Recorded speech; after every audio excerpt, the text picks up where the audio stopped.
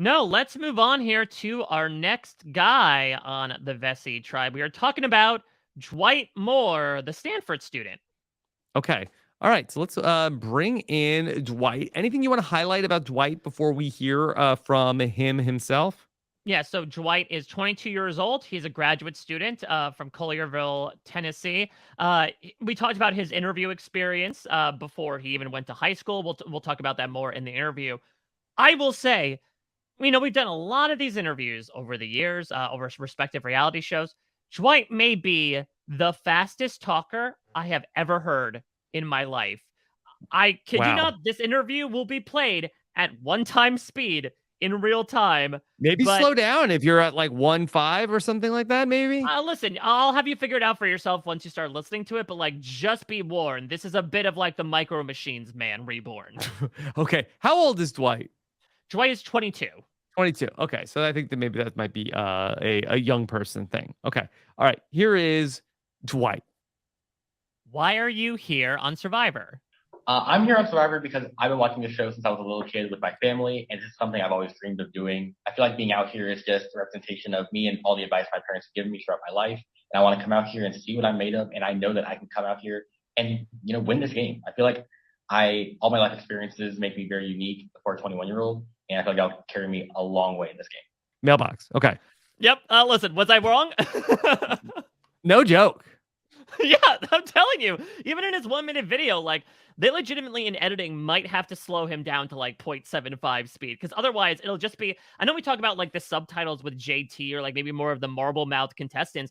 Dwight, you might need to subtitle just because he talks so damn fast. Mm-hmm. Yeah. All right. Interesting.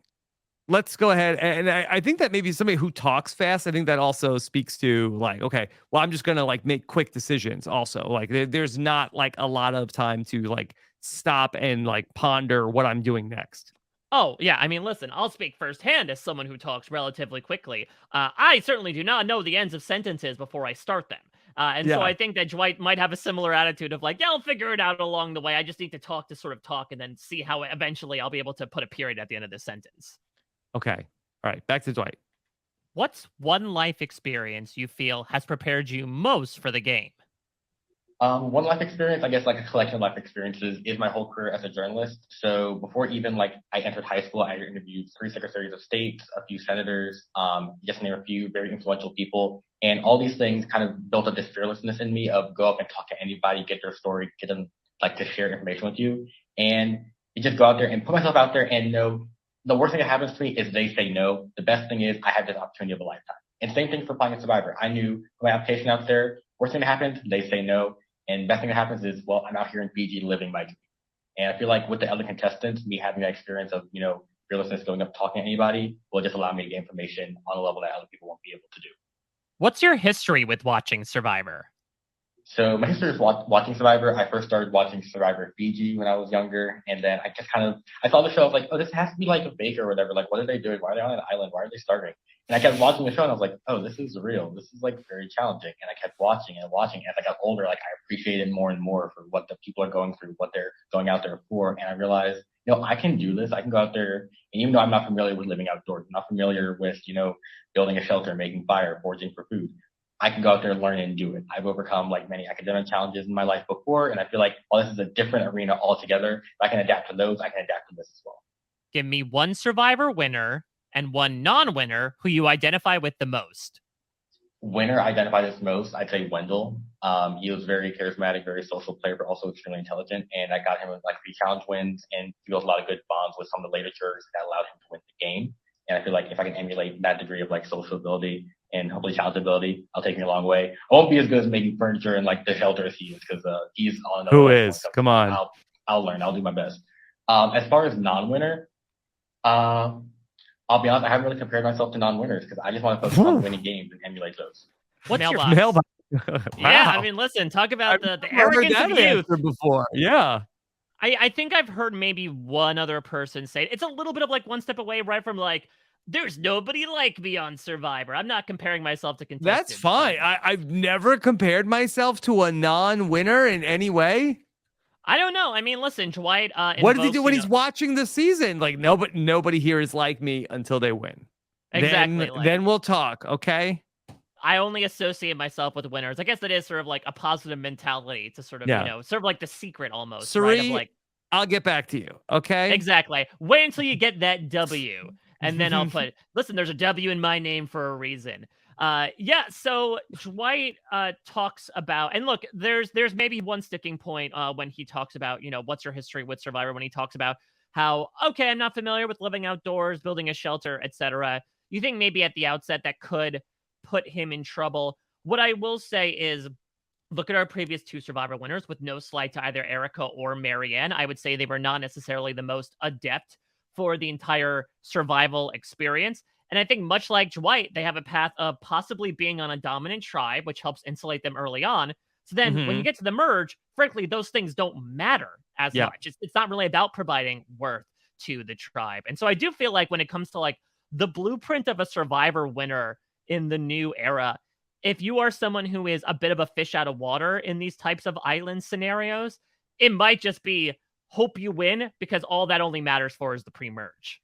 Yeah, I think Marianne is an interesting comparison because Marianne is another person who is a big talker. And again, And like and we know, as young as well. She was, I think, 23 when she won, or 24. right. And I don't even know necessarily though if Dwight is a big like Dwight we've identified is a fast talker. I don't know if he is going to be like just talking a lot like Marianne was. The thing about Marianne, who maybe didn't have a ton of experience in the wilderness, was that she had like a really positive attitude about it, and I think that goes a long way, where it's like, okay, you don't have to necessarily have a lot of experience living outside, but if you have like enthusiasm about it, I think that is a lot better than the alternative where it's like, what is this? This is gross. I don't like this. What do you make of, and we spoke about this during the first impressions, this attitude that's been fostered in him from his interview success? And he talked a little bit more about it in his 1 minute video. He said he nearly had Jeff Kent's dream come true and get to talk with President Obama, but he wasn't able to make it happen at the last second. But still has a lot of high profile people. He name checked Madeleine Albright, Colin Powell, Condoleezza Rice. So he said that we nailed it. we really did nail it. We really were like going Mhm. down the Family Feud board of secretaries of state. But does he have a show? Where are these interviews? Is it just for fun? I mean, this was pre, School I think. projects? Yeah, I mean, the pictures Pre that we saw of what? him. The guy's He was 22. he was very young. He said this was before high school, so it had to have been at least like a decade ago, right? Before high school. Okay. Yeah, but I think that he said that this fosters, right, a fearlessness in him, right? The worst they can say is no. How much do you think that applies to the game of Survivor? Because I do think there's a tricky line between being proactive and like making bonds and suggesting alliances, or going the route of someone like JD from 41, where you're doing that too openly, too often. It comes across as very transparent. Yeah, I think it really depends on who the audience is and how it is going to ultimately be received. Somebody could be like have a great landing spot and everybody like really appreciates him, or if he's with the wrong people, they may not appreciate that as much. So, I guess not to give a non-answer, but we have to see. What an interview question answer, Rob. I don't know how Dwight would feel about that. 12-year-old Madeleine Dwight. Albright would give him a much better answer. Okay, all right. What's your favorite moment in Survivor history? Oh, that's a tough one, actually. Honestly, from Second Chances, the boat where Kimmy ended up going home via the group decision, that was just I think that was a good display of, while this game is very real time, also very emotional, very human, decision based. So in that situation, of course, some people say, like maybe Keith should have just gone home because no one should have, broken their boat or whatever, or Kimmy should have gone home because they all came to a consensus in that degree. It was just a very good dynamic of the game players and human emotions all coming at once and, making a decision. What excites you the most about the new era of Survivor? What excites me the most about this new era of Survivor is I truly don't know what to expect coming out here. Like, I have a bunch of ideas of what possible new advantages or twists I could have, but I feel like it may be even wilder than I could possibly imagine. So the biggest thing for me is I want to see how I can adapt to these, how I can overcome these different challenges, and hopefully I can, make it far and make it past these different obstacles I'll be throwing at us. Even though I don't know what exactly to expect, I feel like it'll, of course, be more dangerous, be more risky, and I'm willing to take it all on. What do you think people will perceive you as? As far as how people will perceive me on the island, I've been trying to control it as much as possible before the game even started, just by what I wear, how I act, how I hold myself. Of course, I'm going to be honest with everybody that I go to Stanford University. I may not mention that I'm like a grad student. I may not mention internships that I've had, but I do plan on being honest about that because I'm only 21. I don't have the most life experience to pull from in comparison to the rest of the contestants. So I need to make that life experience that I have count and just be honest about my experience at Stanford. But I feel like they will perceive me as someone who's kind of intelligent, hopefully not like as smart as I think I am. I don't want to sound like an a-hole and be like, oh, I'm super smart. Like I'm doing pretty well for myself academically, you know. But of course, the game isn't built on like academic success, built on social success, built on strategic. So hopefully, I can adapt to that as well. I think they'll perceive me as a pretty social player, also pretty strategic, and hopefully, I'm good at challenges. We'll see about that one. Because I'm not gonna sit here and say I'm gonna be a challenge beast. Like I might be good at some, I may fail at a lot of them. We'll find out together. What type of player are you looking for in an alliance? The type of player I'm looking for in an alliance would be a rational player who's strategic and also has social bonds that are different than my own. I want to be able to work with someone who I can trust 100%, but at the same time has some different avenues of information than I do, so we can come together, compare notes, and make our best move forwards in the game. I mentioned rational because I want to be someone who will make good decisions, not someone who will just throw caution to the wind, do something to take a risk for the sake of taking a risk, and blow both of our games up at the same time. That would be an absolute nightmare for me. I don't want to go home because of someone else's mistake. I'd rather go home because someone else making a good game move against me instead of, oh, they just fumbled the bag and now we're both out of the game. How eager will you be to look for advantages in the game? Oh, I'll be like so eager to look at advantages. Like that's what you come out here to do. Especially in this new era of Survivor, you see from season 41, for example, you had Shan, Xander, and Nasir find the idols. They all made the merge, and they all made it pretty decently into the merge. 42 so far, all three idol holders, I believe, are still in the game as far as we are aware from what we've seen.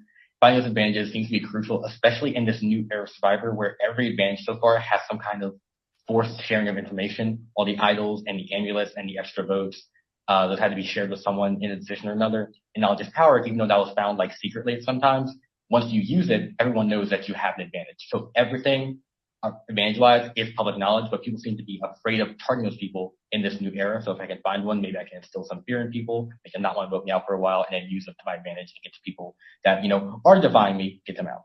Mailbox. Yeah. What do you think, Mike, about Dwight's thesis that, having the advantages is the way to go because it prevents people from targeting you? To a certain extent, right? I mean, he does bring up factually correct information that in Survivor 41 and 42, all 6 people that found idols ended up making the merge. The ... at the end of that is like what happens afterwards, right? Where like Nasir gets targeted, Shan gets targeted, Drea gets targeted, Mike gets targeted to a certain extent by Drea because of those things, especially. And I think it's this idea of shared information, I think is good. And I'm glad that he brought that up about like why this qualifies advantages differently.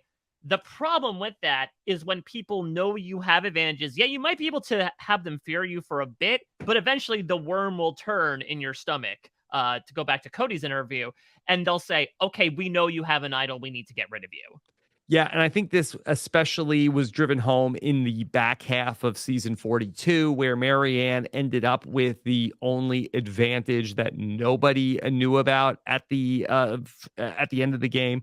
Ends up like holding it up at the final tribal council. I think that Dwight's thesis is faulty, and I wonder if that will end up manifesting in the game, where if he gets an advantage, is he publicly talking about it because he feels like, okay, having an advantage is a shield. Maybe you could say that in the case of Xander in Survivor 41 it was, but to some degree that in talking with players like Danny, they said that like they didn't care about Xander's advantage or his idol, so it didn't matter if he held it. So it wasn't like anybody was really trying to flush it after the early part of the merge. So I think that Dwight, while his logic is sound, I think in practice that I do not subscribe to what he's saying. I think it could work for a certain success for maybe a certain portion of the game, right? I could see him finding something and then maybe in a tribe of 6 being able to like get 1 or 2 people on his side because of that, right? Okay, you can't go for me because I have this idol now. But a 6-person tribe is very different than a 12 or 11-person tribe, where I could imagine, and again, a reason why people go out the way they do in these past couple seasons is because when you have enough numbers on your side to almost like counteract any advantages that are present, then they're just little scraps of paper that are and little, totems that are in your bag. So the other thing about Dwight as well is just the youth aspect. I know that Marianne maybe broke the mold in many ways with her win, but like I do feel like the track record for these contestants in their early 20s to late teens, of which Dwight is a couple this season, it's not great. Like to your point, Xander makes it very far, but Xander was not looked at relatively as somebody that could win the game. And I wonder if Dwight is going to be looked at from a certain perspective as well, of just like not necessarily counted on as someone who has a good chance of being successful in the game. I guess successful in terms of possibly making it far, but certainly not successful in terms of getting, that $1 million paycheck. Okay, let's go back to Dwight. What's the one thing you told yourself you wouldn't do in this game? Something I told myself I would not do in this game is participate in like intentional isolation or bullying of someone. That's not the kind of person I am. Even though I know this game is like built on deceit and lying, or whatever, and making the best move, I don't want to be someone who like tries to isolate someone else and make their experience out here a miserable one. Like just on a human level, I just can't get down with that. That's just not who I am, and I don't plan on doing that in any way. What's the best advice you received before coming out to play? The best advice I received before coming out to play is just be myself. And it was a pretty simple answer, but just in life in general, people like have told me I act down to earth. I'm pretty chill, even though like I go to Stanford. Some people like, I would never guess you like go to Stanford or you're smart or whatever because you just act like a normal person. And while it sounds weird to hear, like it is a compliment to like my character. Like I don't try to hold myself above others or whatever just because of the different experiences I had. So just coming out here and being myself again, like I feel like that'll take me a long way with these people, and I feel like they'll appreciate just me being a normal, like genuine human being. I know this game is like built on lying and everything, but at some point you want to see something familiar, someone just being their honest self. And while I do intend on lying at certain times, I'm not going to come out here and lie about every little thing possible. I want to just be myself and enjoy this experience. Okay, there's Dwight. Mike, have you ever gotten that compliment of that, Mike, you are very smart and you are also a normal person? Yeah, exactly. Like, wow, for being such a smart person, I didn't think you'd be so normal. A little bit of a backhanded compliment to like all the Survivor alumni who've been to Stanford, of which there has been a good variety of them. That apparently none of them are normal people. Mm-hmm. Okay, Mike, what else did you learn about Dwight? So let's pull a couple things from Dwight's bio. What is the accomplishment you're most proud of? In my sophomore year of high school, I decided to take the ACT just to see how I would do on it, and I ended up getting a perfect score. That was great for college admissions, and it garnered me attention locally and nationally. Due to that, I've had parents in Memphis tell me that they've used me as an example for their kids to show what Black people can accomplish academically. It's not the actual score that I'm proud of. It's the idea that hopefully someone felt motivated by seeing Black representation in an academic space. So, I mean, that's a fantastic accomplishment. And again, I think Dwight's a little bit of like his own prodigy in his own right, which could work again for or against him in this game. Yeah. Okay.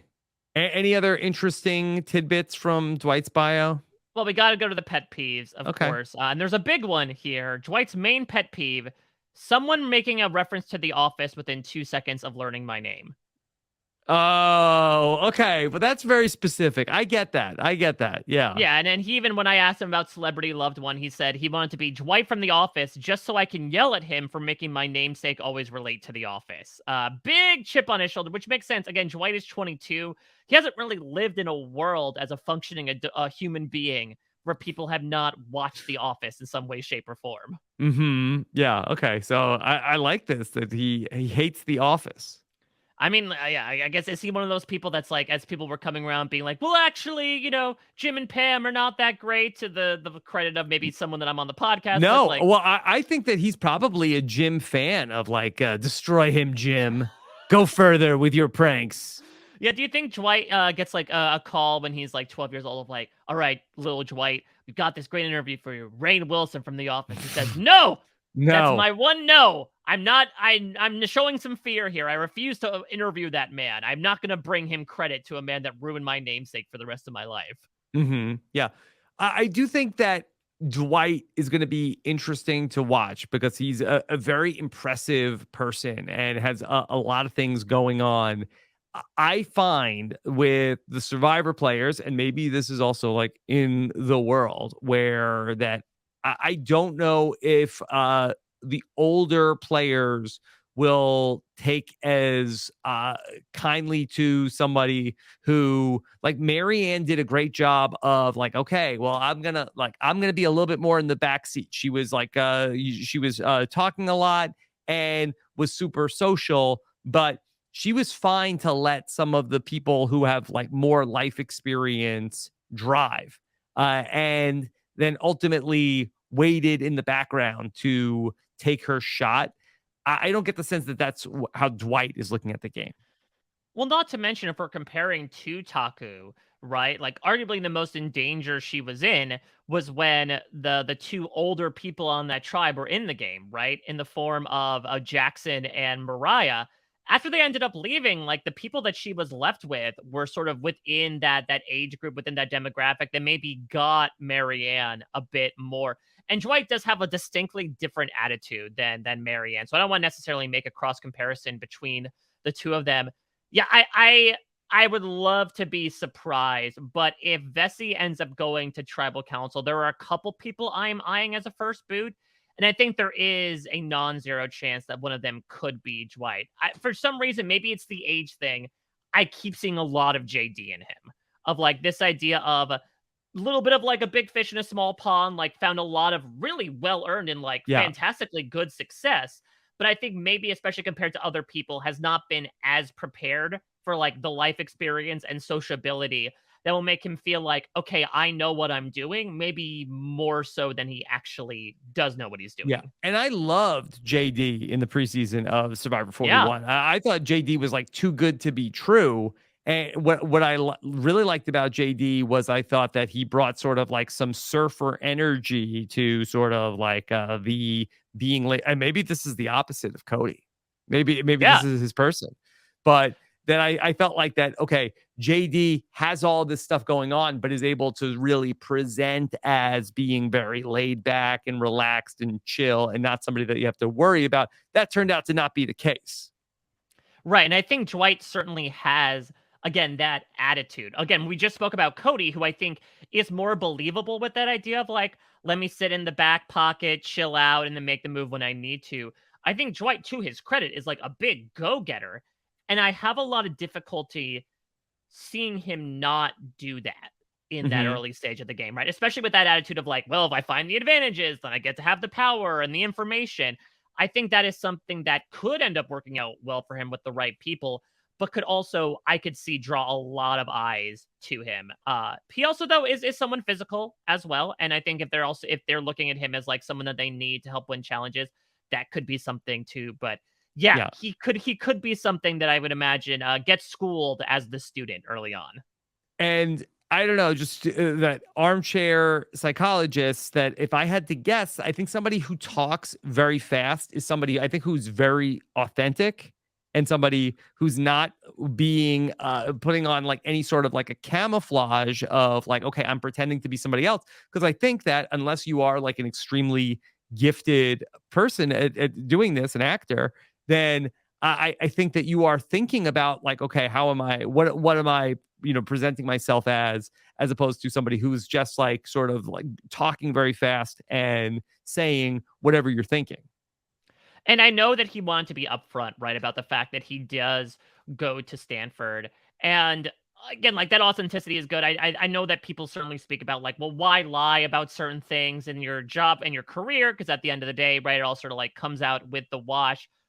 But there is a bit of a stigma attached to Ivy League people. And I feel like, especially in a small tribe where some people might be looking for the smallest pieces of information to glom onto as a reason to target you, it could be with Dwight. So again, like I would love to be surprised and like have Dwight be able to move in a game that's as fast paced as his pattern of speech and be able to Hmm. really take the reins and like do an awesome job and show why his academic success can translate to the island. I think right now I'm not particularly seeing it, but I've been wrong before and I'd happy to be wrong here as well.